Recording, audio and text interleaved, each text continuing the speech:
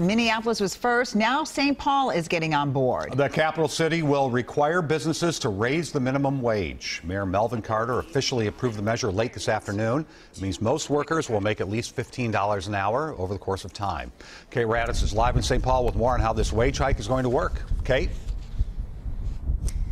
Well, Frank, much like in Minneapolis, this minimum wage hike will be phased in over several years. It'll be according to businesses and their size. And while many workers are pretty excited about this, we heard a lot of them cheering in the room then when the mayor signed this. There's still a lot of questions about what is this going to mean for those employees who rely on tips.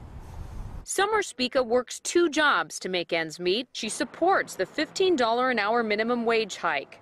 Maybe juggling less bills. I have 4 children. It's cold, hats, gloves, boots, all of those things add up.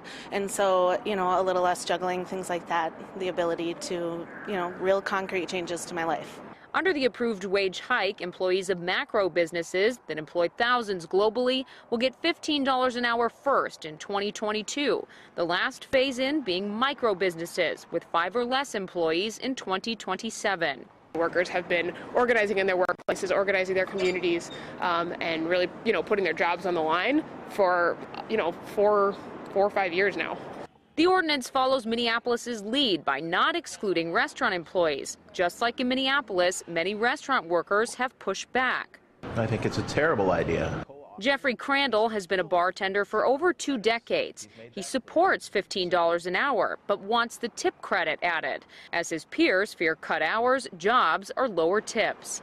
When you force these kind of increases on an industry that's already running on thin margins, 2 to 5% is the average profit margin for any restaurant.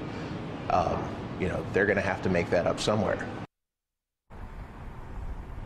Now, Seattle was the first U.S. city to implement the $15 an hour minimum wage. Minneapolis followed suit by approving that ordinance last year. Now, while these restaurant workers are not exempt, as I mentioned there are exemptions mentioned in this ordinance, including youth workers within approved city programs, and also the St. Paul Saints baseball team is also named in there. Frank and Amelia. All right. Kate Raddatz live in St. Paul. Thank you.